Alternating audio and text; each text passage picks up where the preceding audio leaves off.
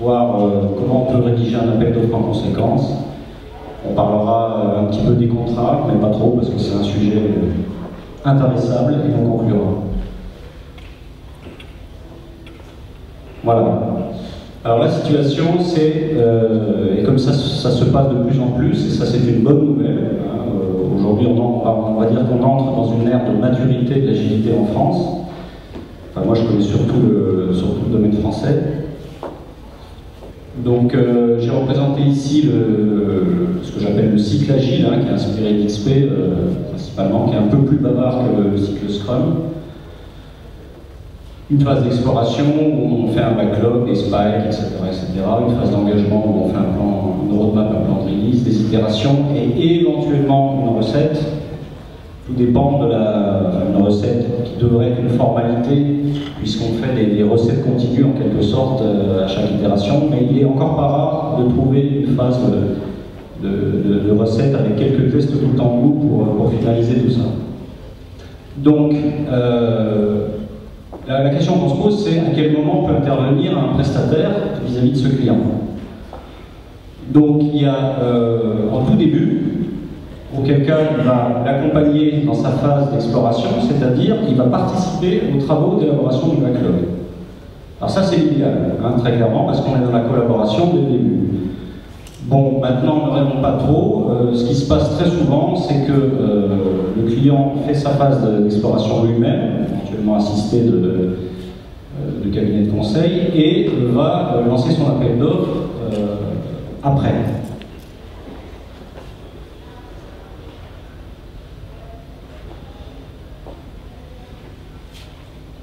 Voilà, donc d'où je pars.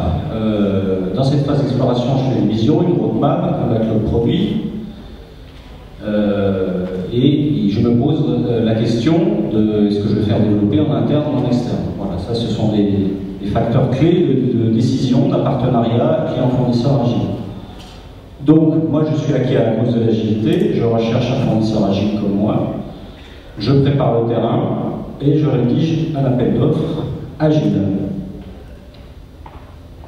Bon, je vais passer assez vite sur cette phase qui rappelle 2-3 techniques de préparation de backlog.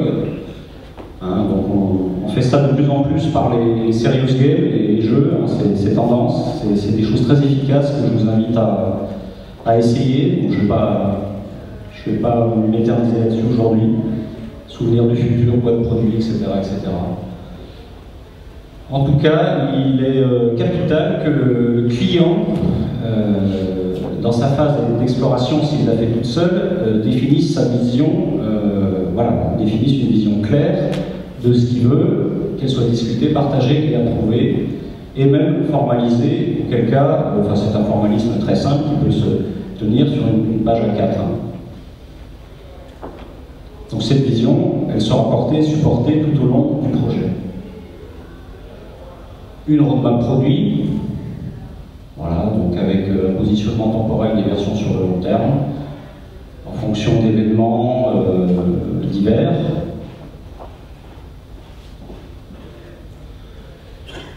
Un modèle de valeur. Donc ça se fait de plus en plus, mais pas assez, parce qu'on parle beaucoup de valeur en agilité, mais on ne dit pas trop ce que c'est, et on s'aperçoit que la valeur, c'est forcément contextuel. Donc il faut modéliser sa valeur.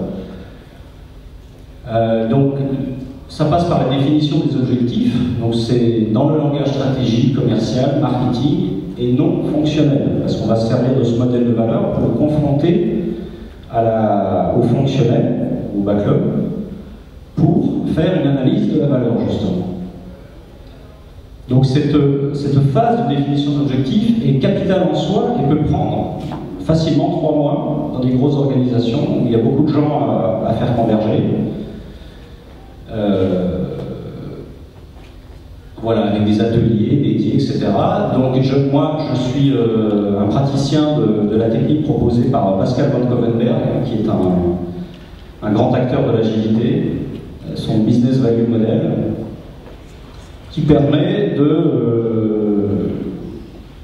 avec des techniques assez rigoureuses et formelles, d'arriver à des objectifs clairs et précis.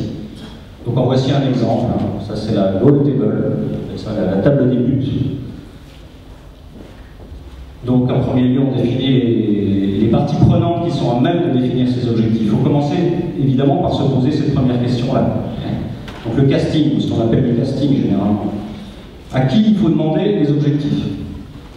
Donc par exemple, un service commercial, marketing, tous les gens de la stratégie. Les sponsors, comme on les appelle.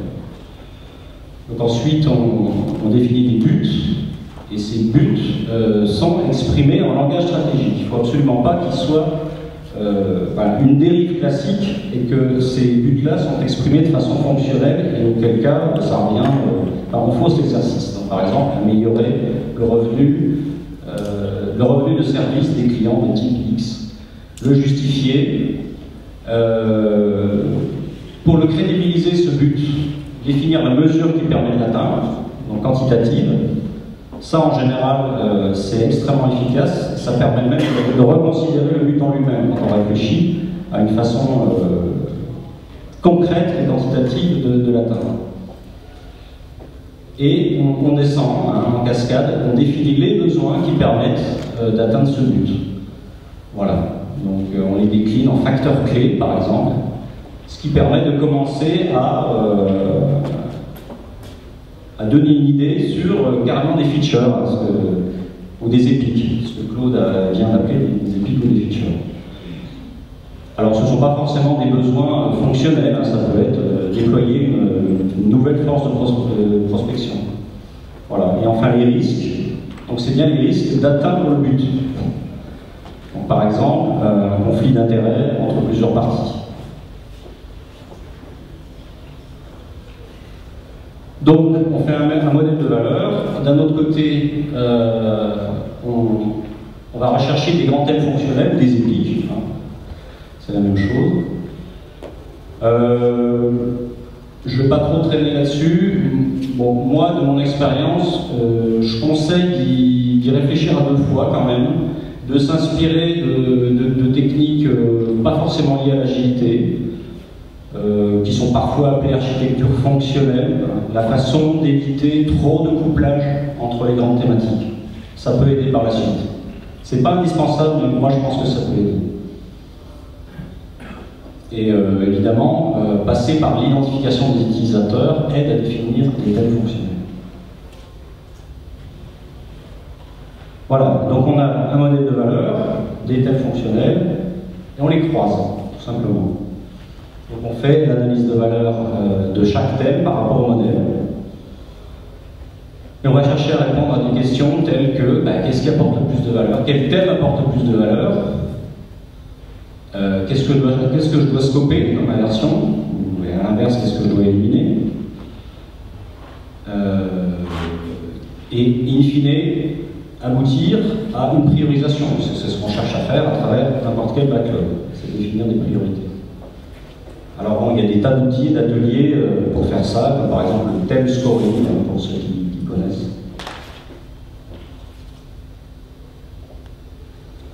Voilà, donc de proche en proche, on arrive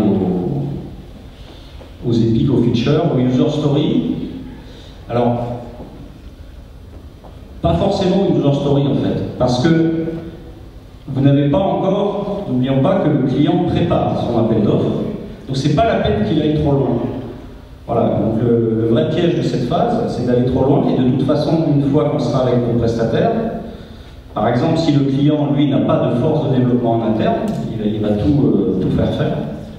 Il faudra, si on va trop loin à ce stade, il faudra recommencer une grosse partie du travail et ça servira à rien. Voilà, mais on peut quand même préparer cette phase avec des ateliers de brainstorming, ou récupérer des listes de fonctions existantes, faire un focus par l'utilisateur, regrouper sémantiquement les user stories, et puis utiliser des sondages. Ça, c'est un travail de préparation qui peut tout à fait être fait, parce que gérer un sondage, ça prend du temps. Voilà. De préparation, de dépouillement, des interviews, l'observation des utilisateurs est un excellent moyen de trouver les killer features, comme on les appelle, et les retours de support également. Ce sont des bonnes sources de définition de produits.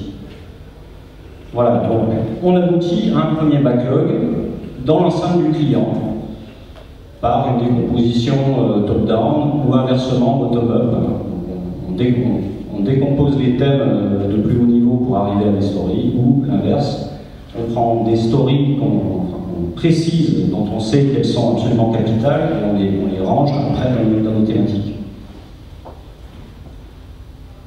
Donc dans ce travail, il ne faut pas hésiter à anticiper les démarches agiles, faire un effort de projection mentale au moment où on va être avec notre partenaire. Parce qu'on va voir, moi je vais parler de philosophie partenariat dans cette relation client-fournisseur.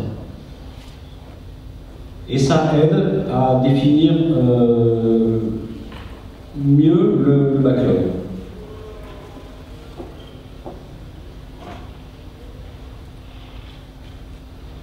Voilà, maintenant j'ai mon travail de préparation fait.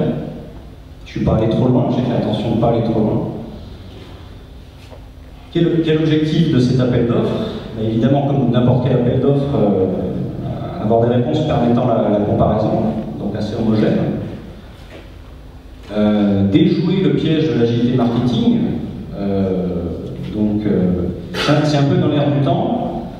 Donc là, je vous renvoie à un excellent article de Laurent Bossali sur le journal du net, que moi j'aime beaucoup, qui s'appelle Agilité entre essor et récupération. Je crois que c'est ça le titre. Enfin, moi je trouve qu'il synthétise parfaitement la situation. On est à la croisée des chemins, il y a une récupération marketing de l'agilité. D'un autre côté, il y a un essor indéniable. Donc c'est pas gagné, il faut être vigilant tous, continuer à défendre la vraie vision de l'agilité. Et à ce stade, c'est capital pour un client de déjouer le piège marketing et commencer à donner le ton par l'appel d'offres, d'inviter au partenariat. Le ton de l'appel d'offres va être très important. Un prestataire, quand il va recevoir l'appel d'offres, de se dire « Ah tiens, c'est pas tout à fait comme d'habitude ». Bon, je pense que vous connaissez plus ou moins cette chose, le code d'incertitude, qui montre l'évolution de l'estimation du coût d'un projet avec le temps, à peu près logarithmique. Donc, bon, je ne vais pas trop tarder là-dessus. En général, ça veut dire qu'on demande des engagements impossibles. Voilà. On peut se tromper en estimation d'effort de x4 en début de projet quand on n'a pas suffisamment dépouillé le besoin. Donc, de toute façon, dans cette philosophie-là, on va chercher à partager les risques. Donc, tout à gauche, vous avez l'engagement, je dirais, psychologique classique, le triangle de fer, comme on l'appelle, le forfait, où on demande tout, le fameux triangle de projet, coût, délai, périmètre, figé. On ne bouge rien. Échec assuré. Et à l'inverse, le time and material, plus communément appelé assistance technique chez nous, où là, légitimement, bon, je suis assez d'accord pour dire que c'est pas forcément rassurant non plus pour le client, il faut être honnête. Il a quand même besoin de garanties minimales. Donc ici, je commence à évoquer, mais je vais y revenir. Globalement, quel concept on va utiliser pour partager les risques? Une technique courante est une phase de calibration qui va permettre de se jauger sur la capacité de production, et puis après, d'avancer un peu plus dans le code d'incertitude pour être à même de s'engager de façon plus raisonnable du côté du prestataire. Donc dans les grandes lignes de cet appel d'offres, déjà on va utiliser le travail de préparation qu'on a fait. On va le remontrer, donc le backlog, les features, le modèle de valeur est très, très intéressant aussi pour un prestataire de comprendre les objectifs du client. Il ne faut pas hésiter à le montrer. Bon, alors souvent il y a des aspects confidentiels, donc on peut faire des filtrages dans ce modèle de valeur.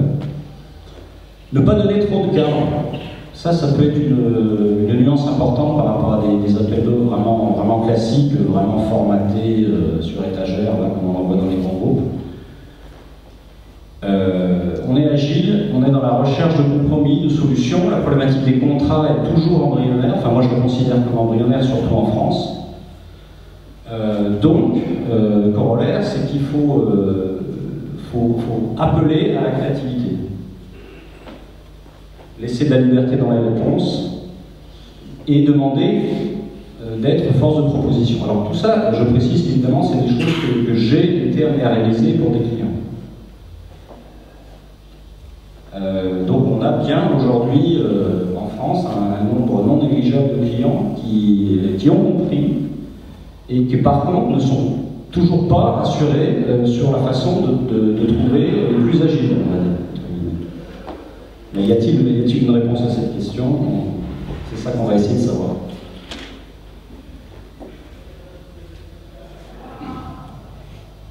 Donc je reprends ma timeline du début. Donc j'avais dit à quel moment on peut impliquer un sous-traitant, et le corollaire c'est à quel moment on peut imaginer des effets contractuels. C'est-à-dire qu'il peut y avoir des différents modes contractuels en fonction des phases dans lesquelles on est. Ça c'est quelque chose qui est tout à fait possible et qui peut être intelligent. Avoir des modes hybrides. On va y revenir.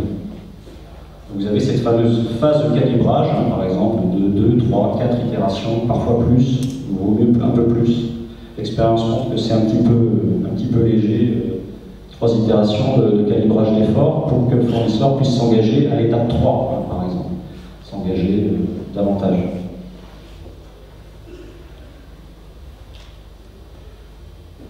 Donc, on donne le temps, on plante le décor, on n'hésite pas à mettre le manifeste, les valeurs d'agilité, c'est vraiment le pilier de tout, on ne le rappellera jamais assez.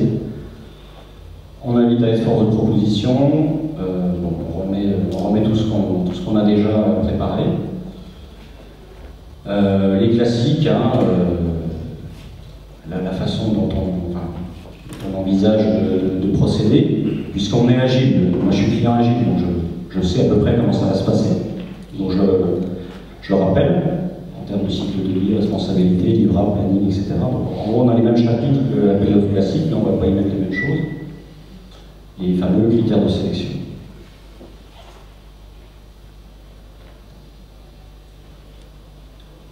Alors, insister sur les compétences techniques. Voilà, donc on l'a dit, redit, l'agilité ne se suffit pas de post-it, d'un cycle de vie particulier, d'itération timeboxée. Il faut une agilité que je qualifie de technique, donc avec des vraies compétences, sans lesquelles rien n'est possible. En fait. On prend de gros risques. Donc on peut imaginer plutôt les lister, les rappeler, ou laisser libre la réponse sur le sujet. Et on va chercher à connaître quel niveau de maturité par pratique. Voilà. Parce que derrière TDD, aujourd'hui, vous posez la question à 5 fournisseurs différents, vous n'aurez pas les mêmes réponses du tout. Donc chacun a sa conception, et on s'aperçoit qu'il y a, en matière de TDD, il y a un vrai manque de compétences sur le marché. Donc qu'est-ce que les gens entendent par TDD? Est-ce que c'est juste l'automatisation de tests unitaires? Est-ce que c'est une méthode de conception et de développement? C'est pas la même chose. L'intégration continue, alors là, si le prestataire n'est pas convaincant là-dessus, c'est hyper risqué. Voilà, et aller un petit peu plus loin dans les mécanismes ATDD, acceptance test driven développement, donc tout ce qui est automatisation de tests fonctionnels à des fins de spécification. Après, il ne faut pas rêver, vous n'aurez jamais un prestataire qui sera bon partout. Hein. Ça, j'en ai jamais vu. Et c'est normal, parce qu'on est tous là pour progresser, en fait. Et si on est insuffisant sur les techniques d'ingénierie agiles, entre guillemets, il faut bien que tout le monde, il faut le reconnaître, et à travers la collaboration client-fournisseur, on va se former, finalement, on va se former ensemble. Donc c'est quelque chose qui est difficilement admissible mentalement, mais c'est ça qui va se passer. Voilà. Donc, si un client est insuffisant d'un TDD, on va ensemble se donner les moyens de progresser dans la pratique. par petites touches, intelligemment, mais c'est tout à fait possible.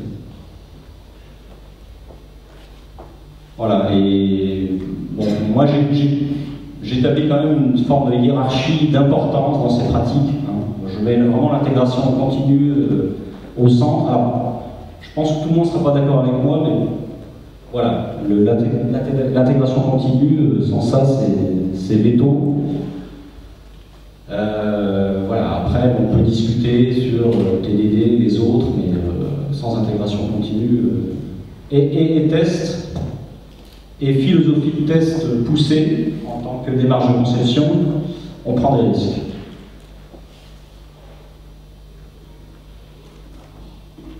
Les expériences, donc ça c'est capital, on va demander, on va vraiment chercher, au-delà du discours théorique, à connaître les expériences du fournisseur en la matière. Voilà. Donc c'est toujours pas suffisant pour... c'est toujours difficile de savoir si c'est des vraies expériences de collaboration ou de bluff. Enfin, de toute façon, il faut vraiment éplucher les expériences du prestataire dans ce domaine-là. Et ça peut toujours être très intéressant, voire convaincant, qui se livre, qui soit plus transparent, plus probant sur des exemples de barres de graphes. Enfin, si le client se fait assister par un coach ou un expert, il pourra l'aider à lire la véracité de ces choses-là. Voilà, quel type d'engagement envers la qualité du code sont capables de prendre les prestataires en matière de couverture de test, de comment ils adressent la dette technique. Voilà. Il faut les inviter à être très bavards là-dessus. En tout cas, si on ne les invite pas, il faut vérifier qu'ils le sont. La réputation des clients précédents, je me suis permis de mettre ça, mais c'est important parce que, bon, on se connaît tous, hein, c'est un petit milieu, et vous avez un prestataire qui dit voilà, j'ai fait de l'agilité pendant 3 ans avec tel client, et puis ben, vous connaissez le client, vous savez que c'est pas vraiment de l'agilité, enfin, ils sont plutôt novices, c'est un peu de l'agilité déguisée. Et inversement, ça peut être un client qui est expérimenté, ou quelqu'un c'est une expérience valable. Alors, les fameuses certifications, donc là, il y a un vrai piège. Enfin, moi, je n'hésite pas à le rappeler. Aujourd'hui, on n'est pas du tout mature en termes de certification, donc c'est un drame. C'est plus qu'un piège, c'est un drame. Parce qu'aujourd'hui, vous avez des bons prestataires qui sont exclus pour absence de certification, et ça, c'est vraiment, vraiment dommage. Donc, vraiment, regardez l'expérience et non la certification. Voilà, donc on est à mi-parcours, je suis allé un peu plus vite parce que la timebox m'effraie, je ne suis pas très bon en timeboxing pour les présentations. N'hésitez pas à me dire si vous trouvez que je vais trop vite. Je vous propose un petit exercice, ce n'est pas forcément pratique dans un amphi, mais je ne savais même pas que j'allais dans un amphi. Voilà, donc on a un gros projet à réaliser. Et moi, client, mes achats exigent un contrat au forfait. Ça vous arrive? Je sais pas. Je pense que oui. Donc on veut faire de l'agilité, mais dans le cadre d'un contrat au forfait. Donc on a 2 réponses, un prestataire A et B.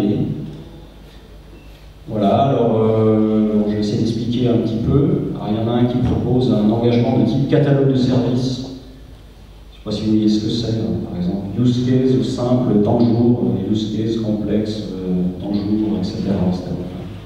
Vraiment une liste de services avec des jours en face de chaque.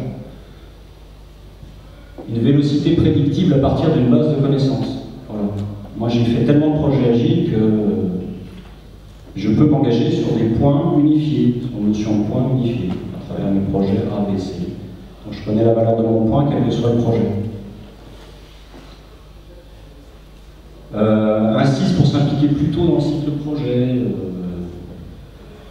invite le client à s'intégrer dans ses locaux. Je vous laisse lire, vous me dites ce que vous ne comprenez pas, à la limite. Je ne vais pas lire tout bêtement. Et je vous laisse 2 mots pour ceux qui veulent intervenir sur lequel ils préfèrent.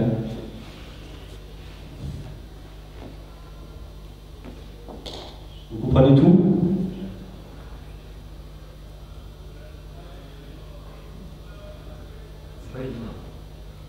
Non, c'est pas évident. C'est fait pour nous. C'est très évident.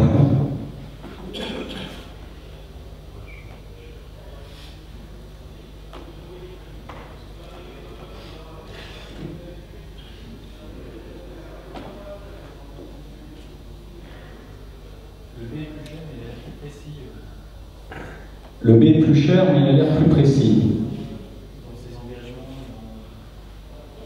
Dans ses engagements.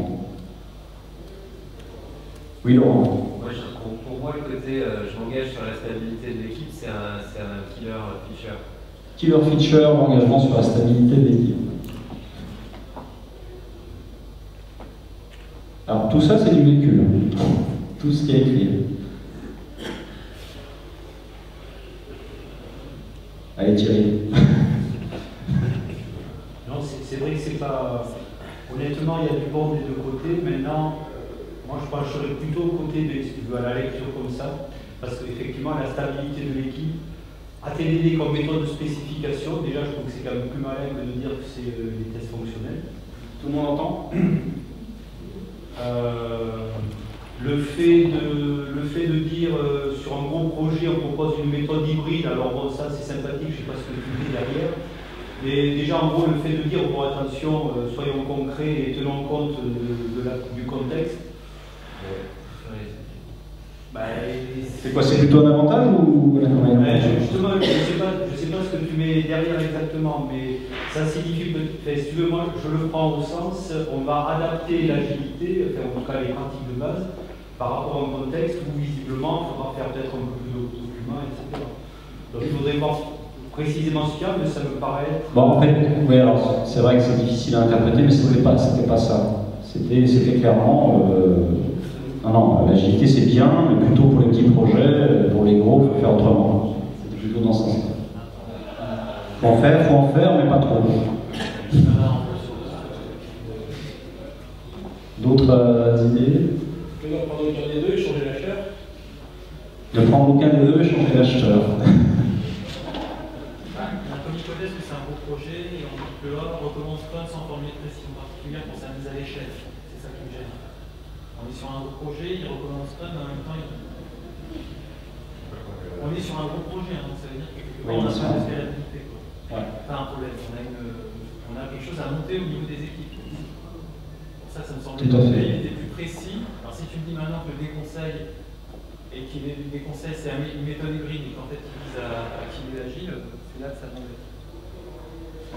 Qu'est-ce que ça s'appelle exactement type catalogue de services par rapport à un feature? Par rapport à feature? En tout cas, catalogue de services. C'est quoi catalogue de services? Ben, c'est quelque chose qui est pas mal employé dans les bundles. Les bundles, où c'est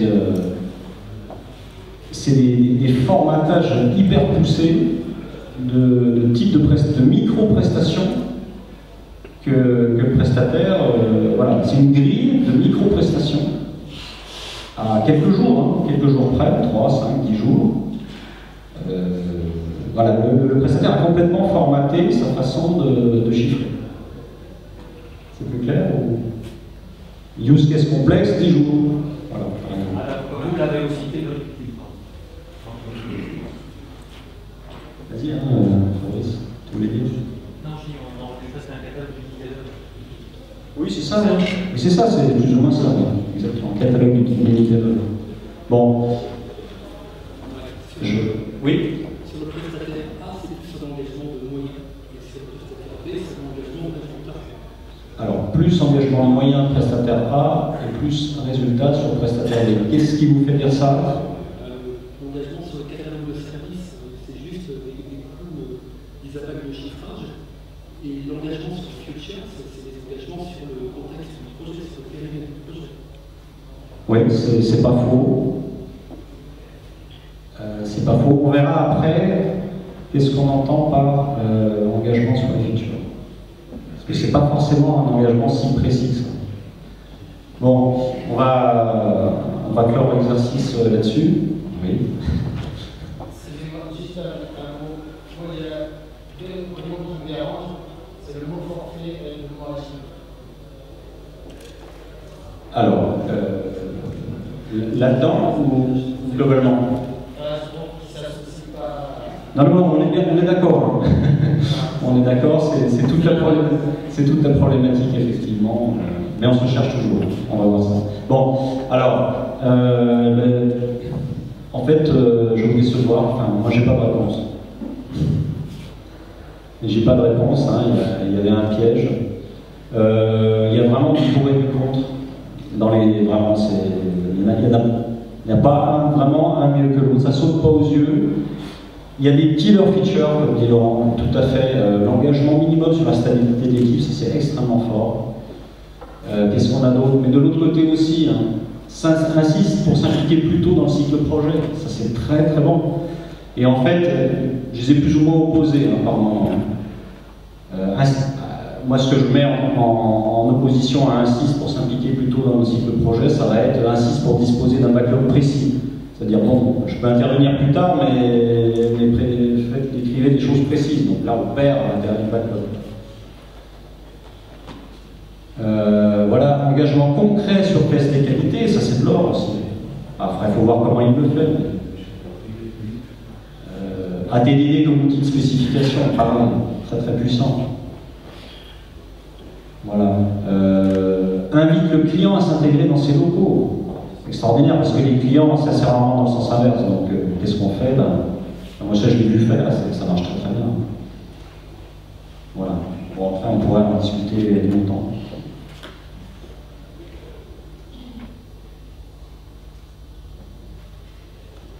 Bon, ce sont des pistes. Hein. Je pense que la plupart d'entre vous les connaissent déjà. Je ne vais pas vous révéler de solutions miracles, il n'y en a pas de toute façon. Aujourd'hui, en tout cas. Mais j'ai envie de dire déjà, trouver un partenaire, c'est qu'une véritable collaboration ne s'impose pas, tout simplement. Donc, à travers un appel d'offres, il faut manifester ça. On n'impose pas sa vision des choses. Justement. On évite la relation de force. Et que le prestataire, à l'inverse, ne peut pas être silencieux sur le sujet. C'est un très mauvais point qu'il le soit. Il doit, suivant le niveau d'agilité de son client, être extrêmement, doit être sensibilisateur de son client dans sa réponse. Donc, doit proposer des modalités de collaboration et tout ça soumis à négociation. Donc, on va chercher quoi? Une démarche de non-donnant. C'est quoi concrètement? Qu'est-ce qu'on donne côté client? Le relâchement de la contrainte forfaitaire, une période de calibration, la présence d'un product owner, une plus grande implication au quotidien. C'est très lourd de changement pour un client, ça. C'est très lourd. Ça doit se faire, mais c'est lourd et long. Que donne-t-on côté fournisseur? Bon, ça, on en a une meilleure idée. La possibilité de s'arrêter n'importe quand, c'est pas facile à gérer, hein, quand vous êtes dirigeant de SS2I quand même, il faut reconnaître. L'acceptation des changements, il y a des clients qui en profitent aussi, pour faire n'importe quoi. L'engagement de livrer régulièrement, si on n'a pas forcément l'habitude, c'est pas forcément facile. Un rythme soutenable, hein, très important, n'oublions pas, oui, mais constant, et sur un optimum.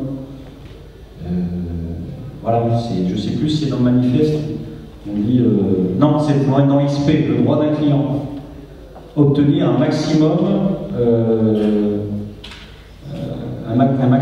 de fonctionnalités par semaine de développement, dans le droit du client dans l'ISP. Voilà, c'est l'ISP qui le dit.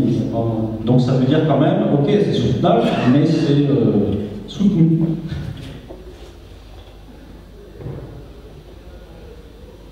Bon, quel engagement minimum pour un client? On ne le répétera jamais assez, être formé au métier de product owner. Ça, c'est des causes d'échec très importantes. Ne jamais sous-estimer ça. Le rôle de product owner, pour moi, un des plus difficiles à appréhender pour un client. Être disponible, vraiment. Vraiment. Pas que sur le papier. Donc se posent d'éternelles questions de la disponibilité physique. Bon, là, je suis désolé, mais moi, je constate qu'elle est extrêmement difficile à travers nos grandes organisations et leurs règles difficiles à changer. Mais il y a des moyens de s'en sortir. Il y a des moyens intelligents, par les outils ou par au minimum 2-3 fois par semaine. Enfin, on se débrouille, mais il faut garantir au moins ça. Alors le fameux proxy, hein, producteur proxy, bon, à éviter, mais ou alors sous hautes conditions. Sous hautes conditions, il faut qu'on ait, et ça c'est malheureusement rare, c'est-à-dire qu'on ait un proxy qui maîtrise particulièrement bien le sujet du client. Dans ces conditions, oui. Et puis, faire son boulot, hein, le backlog rooming, savoir faire des user stories, etc., et se faire assister quand on ne sait pas le faire, et le faire. Et l'engagement pour le fournisseur. Donc forfait J, bah non, oui, ça c'est antinomique, hein, on est bien d'accord. J, incompatible mais pas impossible. Et je vais garder ça pour la conclusion, si vous permettez. À la feature, on en parlait tout à l'heure, c'est quoi un forfait à la feature? Ça se fait pas beaucoup, mais je pense que ça devrait beaucoup plus s'étudier et se discuter avec les achats. Parce que c'est une sorte d'engagement, un bon compromis d'engagement. Parce que entre dire je m'engage sur un cahier des charges précis, bon ça c'est bidon, c'est anti-agile, tout ce que vous voulez, ok. Mais à l'inverse, je m'engage sur rien, juste des moyens, c'est pas top non plus. Donc on est à peu près certain à un niveau de détail qu'on veut ces features-là, ça on le sait, voilà. Donc remontons, trouvons le bon niveau de granularité du besoin sur lequel s'engager. C'est pas simple, hein. Je suis honnête, c'est pas simple, mais à mon avis c'est une piste à creuser. Il peut mettre tout le monde d'accord. Par exemple, l'engagement à livrer des MMF, minimum marketable feature, ou MVP, minimal viable product. Alors, à l'itération, micro-forfait, catastrophique. Moi, je le déconseille complètement. Je ne sais pas si quelqu'un ici a des bonnes expériences de ça, je n'en ai pas encore. Oui, des bonnes? Ah, bon, faut qu'on discute. Alors. Ouais. Moi, j'ai constaté des vraies catastrophes.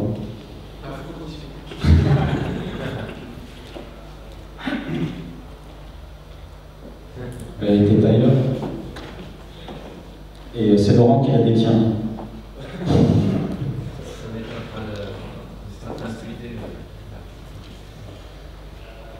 Bon, les choses les moins pires que j'ai pu assister, c'était un exemple de deal comme ça. Donc la phase de préparation c'est exploration plus engagement, avant les itérations, quoi. Au forfait, ça c'est possible. Et bon, en fait, c'est pas un engagement très fort, mais bon, ça permet de cadrer un peu les choses. Une phase de calibrage en assistance technique. Je vois pas pourquoi ça se ferait de façon forfaitaire, c'est pas logique. Donc, la phase de calibrage, donc 3 ou 4 itérations pour être à même de se donner un modèle d'estimation en quelque sorte, un modèle d'estimation d'effort qui soit vraiment dans le contexte. Parce que quelqu'un qui propose une notion unifiée du point, ça m'interpelle beaucoup. Enfin, ça, moi je sens l'arnaque absolue. Donc, ok, après une phase de calibrage, pourquoi pas. Donc après cette phase, c'est vrai qu'on descend dans le mode d'incertitude, donc on peut peut-être aller un peu plus loin au niveau de l'engagement côté prestataire. Avec un forfait, on évite au moins un forfait au niveau des features ou la régie d'équipe. Voilà, ça c'est naturellement celle qui semble s'imposer, mais qui ne satisfait pas, malgré tout. Quoi qu'il en soit, trouver un engagement du fournisseur sur un suivi de projet transparent et sur la qualité. C'est pas facile à écrire sur un contrat, mais c'est une formule que j'ai repris d'un client qui a dit moi vraiment je suis pas satisfait aujourd'hui de la transparence de mon prestataire. Moi je joue le jeu de la transparence, lui non, donc j'aurais même laissé plus tôt.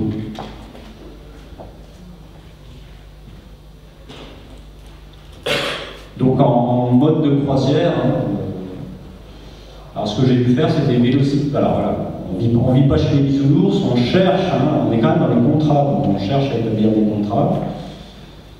Même s'il faut privilégier la collaboration, donc ils manifestent, on vit dans un monde de contrat, donc bon, pourquoi pas, une vélocité seule, juste se prémunir d'abus, mais bon, c'est pas une solution miracle non plus. Un système de bonus-malus, ça c'est une piste intéressante. Encourager à l'amélioration. Ou à l'inverse. Le paroxysme de ça, c'est le profit sharing.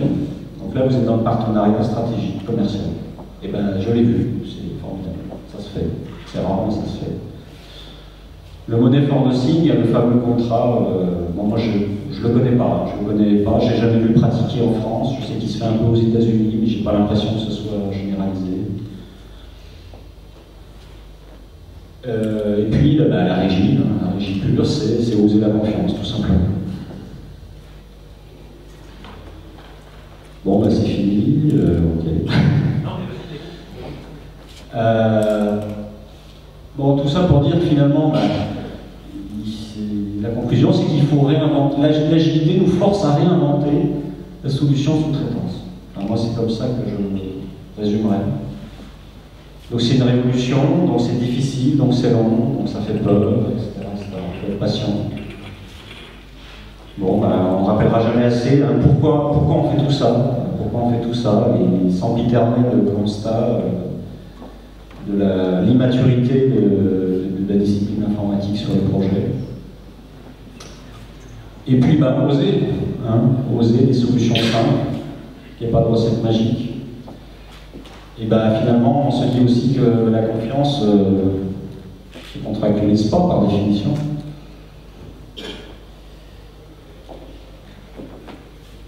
Il y a probablement un aspect culturel, ça on le dit souvent.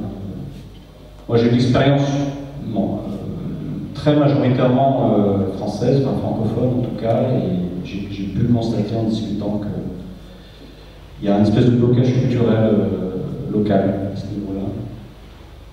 Donc il faut être patient. Et puis, moi j'ai pas non plus une expérience illimitée, débordante, donc je demande à mes mentors autour de moi des exemples de contrats. Qu'est-ce qui se fait en France, en contrat agile?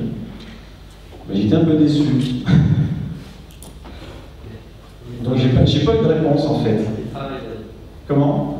Oui, ils y travaillent, c'est très bien, continuez. Vous êtes sur la bonne voie.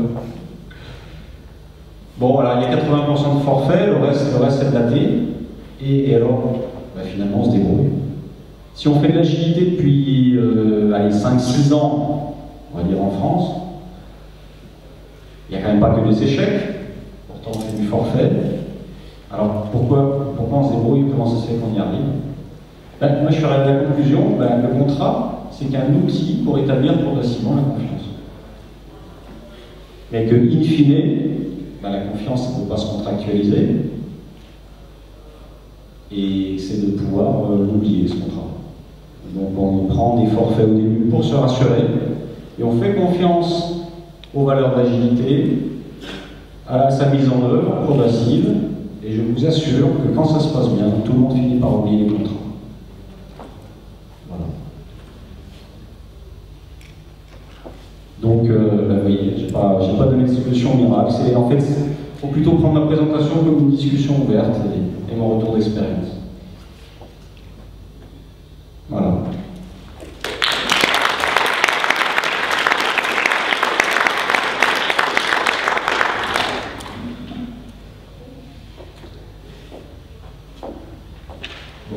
Il y a eu deux questions. J'ai juste une question. Est-ce que vous avez la retour d'expérience sur une liste avec 80% forfait qui ont tenu leur promesse? Je veux dire par là, il n'y a pas de débordement de budget et qu'ils ont respecté en leur délai ou qui n'ont pas fait appel à des amis?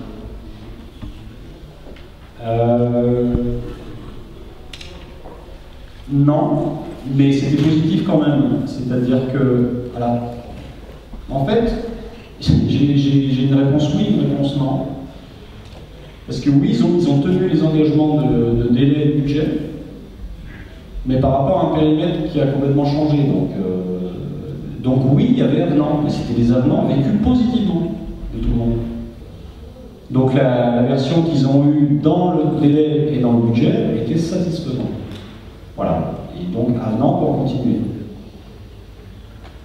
Mais par contre, ils continuent toujours en mode forfaitaire, parce que c'est les achats de leur loi. Si vous voulez, comment ça se passe? Au début, on est tendu, comme toute relation forfait client-fournisseur. Et vous voyez les choses se dérouler petit à petit. Le client qui se rend compte, même s'il est de la pire mauvaise foi, il ne peut plus. Il ne peut plus. Il voit, tout est transparent, itération après itération. On voit que le périmètre change complètement, les priorités changent. Il se dit, le chef de projet côté client, il se dit bon, même lui devient mal à l'aise avec ses achats. Et sa posture change pour faire rôle de barrière protectrice entre ses achats et son projet. Voilà, donc c'est lui qui éduque petit à petit ses achats, parce qu'il est mieux à même de le faire, évidemment, que le Scrum Master des prestataires, par exemple, n'a aucune mainmise sur les achats du client, de son client. Ce qui revient à dire que la réussite dépend de la réussite des gens. La réussite dépend de la bonne entente des opérationnels des deux côtés. Voilà, pour être précis. Tout passe par là, par mon expérience. Oui, Laurent? Un truc. Tout à l'heure, tu as utilisé le mot bisounours, que je repère parce que c'est un mot-clé intéressant. Il signifie en gros que tu fais une attaque qui porte sur une accusation d'angélisme. C'est-à-dire que tu me dis, quand tu dis les contrats, on n'est pas chez les bisounours, c'est un outil pour garantir des choses. En gros, c'est une manière de dire l'approche agile qui vise la collaboration, c'est bien, mais c'est dans la vérité, c'est pas espérer que les gens sont plus vertueux qu'ils ne le sont en réalité. Moi, j'ai quand même l'impression d'un truc, c'est que le contrat, et ça on oublie d'en parler quand on parle des contrats, il a eu aussi un développement historique. Les deux modes principaux qu'on a en France, la régie et le forfait. La régie, ça a évolué historiquement comme un contournement du droit du travail, et le forfait, ça a évolué historiquement comme quelque chose qui permettait aux grosses SS2I qui avaient les meilleures assises financières que les petites, d'être les seuls capables d'imposer à leurs clients des conditions contractuelles qui en fait le forfait est généralement défavorable aux clients. Donc, moi j'ai l'impression que l'angélisme il est plutôt de l'autre côté. Quand on dit contrat, c'est un outil qui est censé servir des objectifs, on passe à côté de l'aspect un peu cynique qui apparaît quand on regarde l'évolution historique du contrat. Qu'est-ce que tu penses de cette question? Je ne sais pas trop la question, mais je vois ce que tu veux dire à peu près. Alors, je pense que la question c'est qui est le plus angéliste entre la personne qui dit oui, finalement la régie du forfait ça existe parce que ça marche, ou celle qui dit il faut changer pour aller vers plus de collaboration. J'ai pas de réponse. J'ai pas de réponse. Très honnêtement, j'ai pas une connaissance aussi approfondie du sujet sur les origines des contrats, etc. Et par contre, je me tiens à l'affût des résultats de l'Institut par rapport à ces réflexions. Moi, alors c'est peut-être pas un bon terme, outil, je sais pas, un outil pour développer progressivement la confiance. En fait, moi je réfléchis pas si loin, je me dis, t'as certainement pas tort dans le fond, c'est une cible à atteindre, et encore j'ai pas bien compris laquelle tu voulais atteindre, parce que tu dénonces mais tu dis pas là où tu veux aller, et moi je dis en attendant, je regarde toujours, alors là où on veut aller, mais je suis en phase, en général je suis en phase avec toi, mais comment y arriver à partir du point T0 où on est, et on doit signer ces fichus contrats, et ben autant s'en servir de cette façon. Voilà, c'est à peu près mon discours. Ok. Non,